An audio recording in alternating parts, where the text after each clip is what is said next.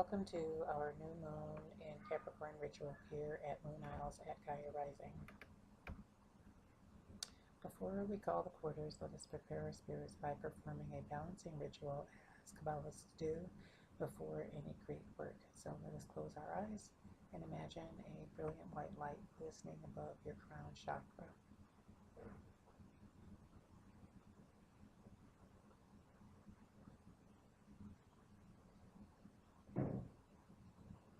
Now raise your right hand and envision yourself taking a hold of a piece of that light into your hand, and as you lower your hand, touch your forehead and say, At, for thou art.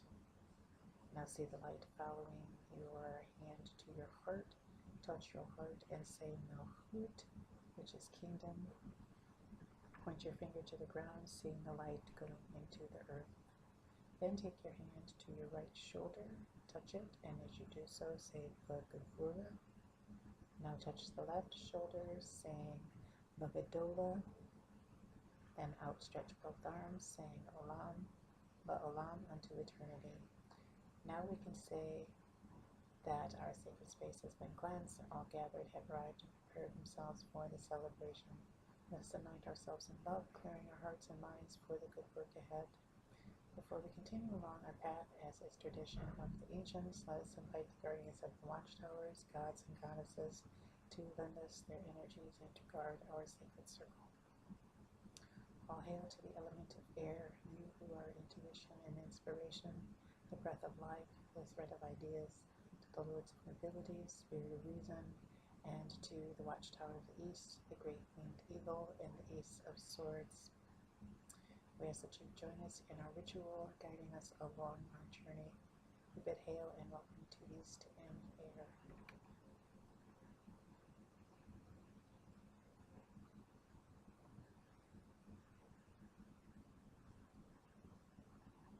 All hail to the element of fire, you who are passion and love, our deepest desires and full power, to the lords of peasantry, spirit of creativity, to the watchtower of the south, the great snake, to the east of Mons. We ask that you join us in our ritual and guide us along our journey. We bid hail and welcome to South and Fire.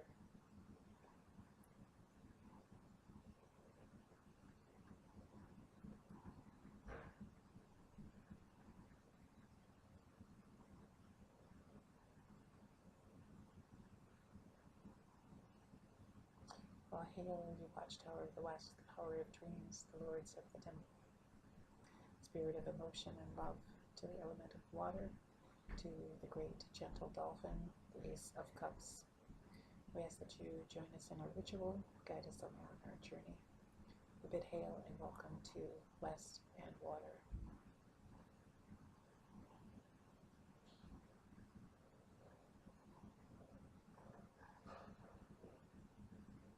All hail, you watchtower of the north, power of stability and grounding.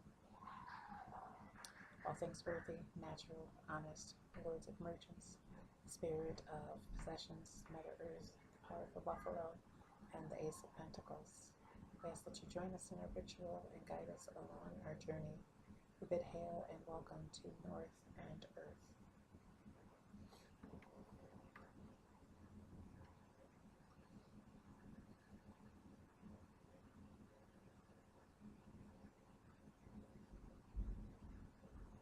Dear Mother, Father, Grandmother, Grandfather, Divine Mystery, tonight let your powers wash away the follies of the last cycle and strengthen that which is true in our respective paths. Spirit of above, spirit below, and guardian power within that connects us all. We call at you to be at your strongest with us and to lend us your guidance. We look above to seal the height with Yud, He, Vav. We look below to seal the deep with Yud, Vav, He. We look forward to seal the east with He, Yud, Vav. We look backward to seal the west with Vav, He, Yud. We look to the right to seal the south with Vav, He, Yud, He. We look to the left to seal the north with He, Vav, Yud. These are the ineffable existences, the spirit of living God, air, water, fire, height, depth, east, west, north, and south. Let all who came not in response to our call depart now, and please let all who have entered our circle be here in perfect love and perfect trust. The circle is now cast. Welcome to the new moon in Capricorn, which waned at 1:53 a.m. Eastern Standard Time in the third house with conjunction to the moon, sun, Mercury, and Pluto, and sextile with Mars and Neptune, the planet of dreams.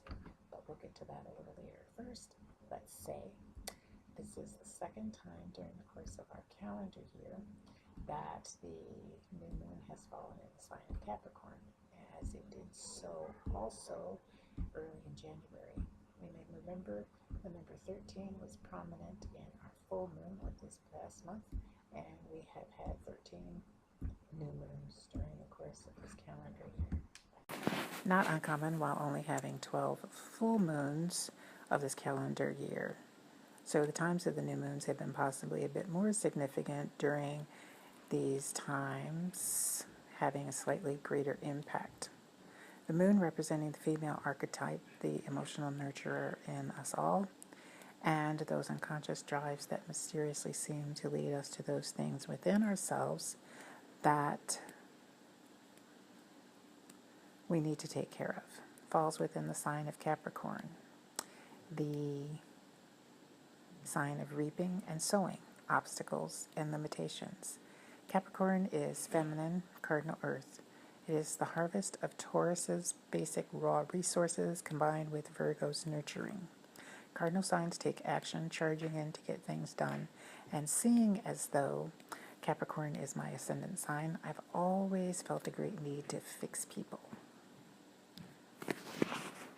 around me and help them solve their problems, which sometimes keeps them from helping themselves, which, with Cancer being my sun sign, I typically get emotional and attached to what I'm doing. I'm learning to turn that need off, however. Earth signs are just what you think, grounded, logical, which makes me a walking contradiction. However, in the midst of being spiritually faithful, Capricorn is what helps you remember your earthly needs. The conjunction is when two planets are generally at 0 degrees within each other on the natal chart.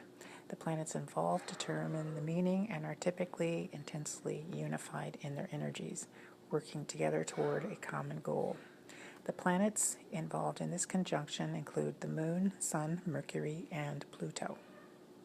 The Sun represents the male archetype in our personalities, the ego, and our basic character. Mercury is our intellect and how we communicate and gather information, and Pluto is the planet of transformation and regeneration. How these planets affect you individually depends upon how this new moon falls within your chart, but we can gain a general sense of what they have to say by the sign in the house that they aspect. Mercury and Capricorn would help us to garner past the bullshit to help us get directly to the nitty-gritty of what we're after, while Pluto and Capricorn would help to bring about changes that we're due based on prior choices that we've made, which brings to mind something that I read at koshertorah.com, where Rabbi Ariel made reference to the future not being absolute, but rather inferred the possibility that a change of course is determined by our belief and our actions. The third house represents communications, but that's not necessarily what we put forth. It also includes that which we let in and how we process that information. If the filter changes with Pluto, so does how the information gets interpreted by the spirit and the mind. For instance, it's often said that the Bible verses are open to interpretation by the person reading, and how that person interprets is often dependent upon what they believe at the time. Likewise, the same verse can take on a completely different meaning later in the same person's life, whether or not their belief system has changed. Their circumstances, however, have.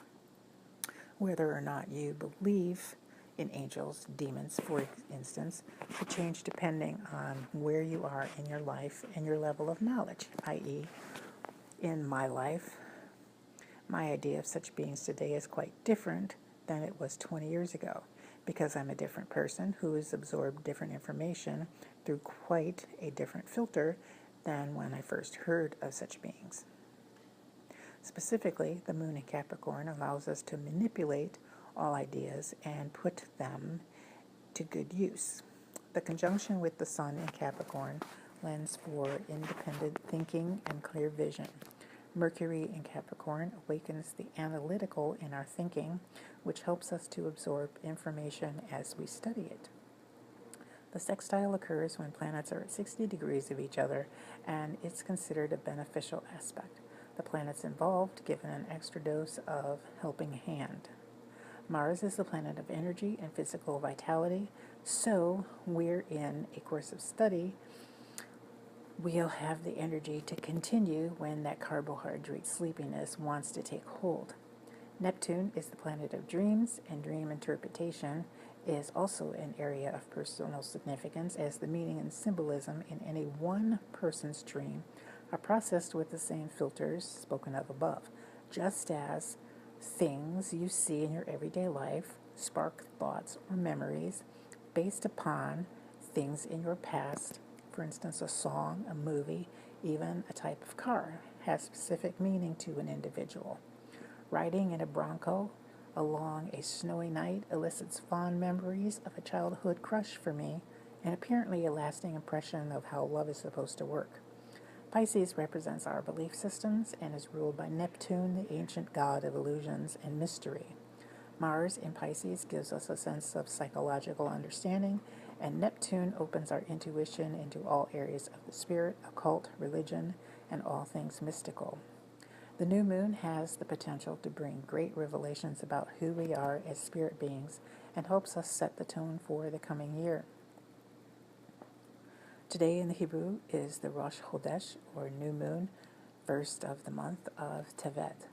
And Torah portion for this day tells of a pharaoh and his dreams with some significance to the number 7, as in 7 ears of grain, 7 cows, etc. He called to his necromancers and sages for help in interpreting the dreams, but no one came forth with any specific answers for him. We have often suggested that the only person able to interpret your dreams is you. In an interview, Rabbi Ariel, along with his suggestion of keeping a dream diary, he stated that if you are unsure of the meaning, through things that happen or come up during the course of a day, a month, or even a year, the meaning of a dream will eventually come to you. For those who make a regular habit of keeping the dream diary, you may be able to more quickly recognize what your unconscious is telling you. In other words, somewhere inside, you know what that dream means.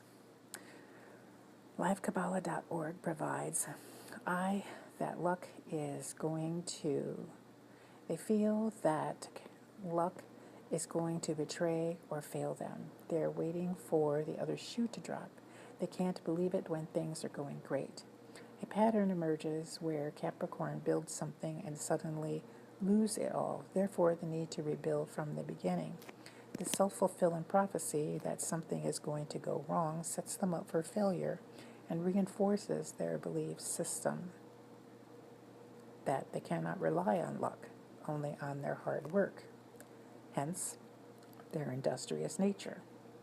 Okay, so putting myself on the altar, I cannot express how many times I've started over, for one reason or another, despite my knowing that things have always worked out for me.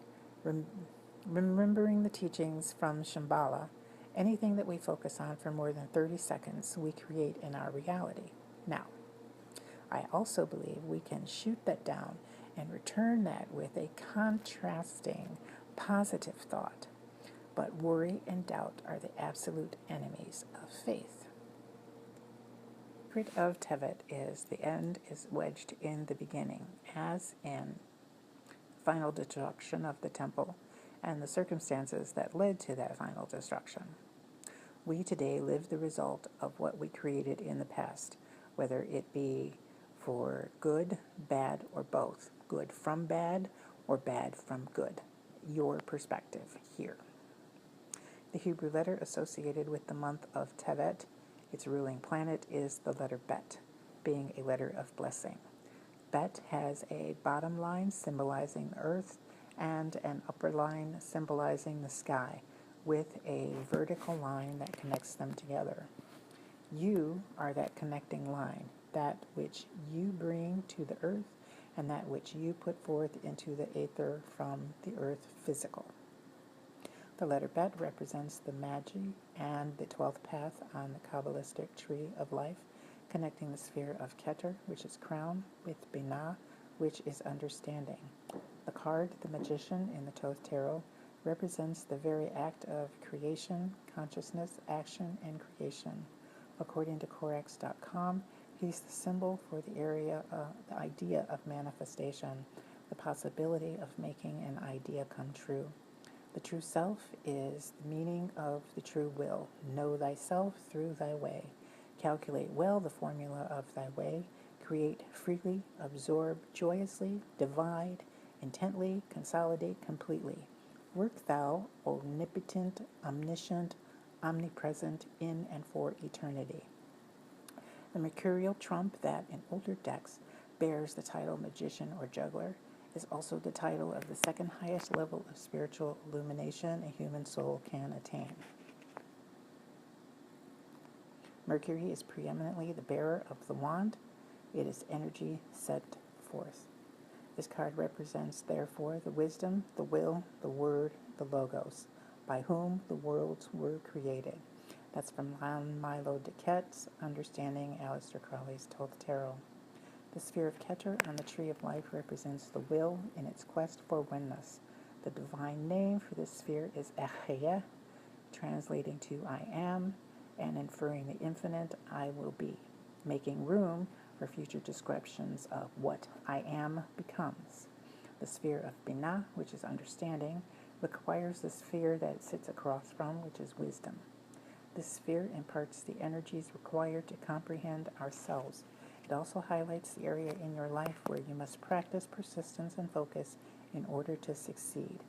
For the Capricorn, that focus must be on thwarting all negative thoughts that negate the good that Capricorn creates. The ascendant in our chart hints at our karmic issues in this lifetime, and I must have known that I needed to overcome areas of doubt in order to move forward to the next level. It's been a lifetime struggle, but it must have taken several lifetimes to get me here. SandyAnastasi.com says, Aries, the 12th path, can help you include dissolving creative blocks, getting in touch with your true creative ability, becoming aware of what your blockages are and what's needed to overcome them, learning to identify emotional buttons, getting in touch with your own karmic problems, learning to be responsible for everything that you project and create, learning that understanding frees you from limitations, letting go of fears through understanding, recognizing that all your thoughts are things that manifest. You are already a magician,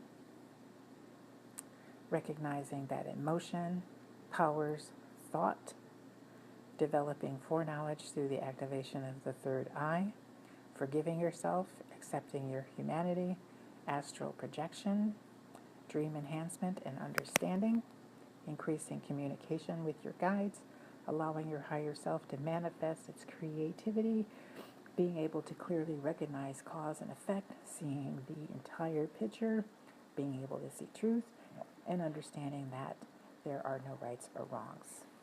And there's the link for Sandy Anastasi's 12th path. The color is yellow.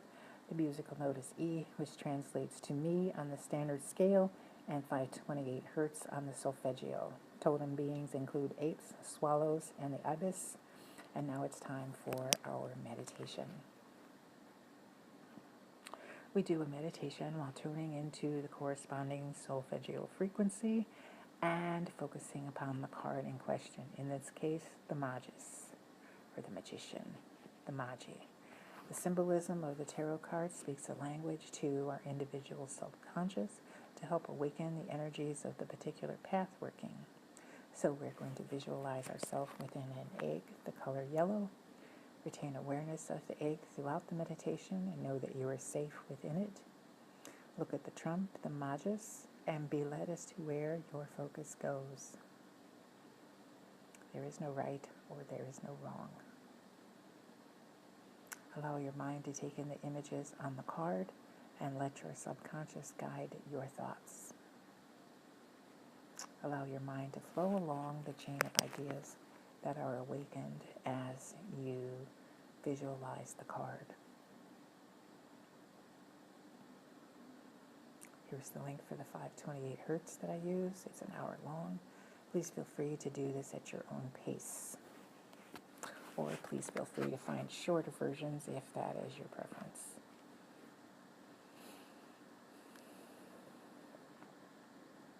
The link will also be available on the blog when this ritual is posted in text.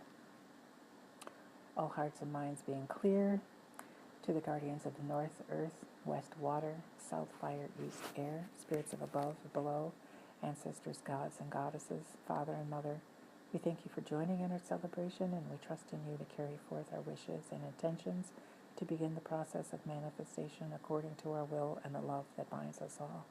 May there be peace between us now and forever to all beings in every direction. In love and trust, the circle is now open, but always unbroken.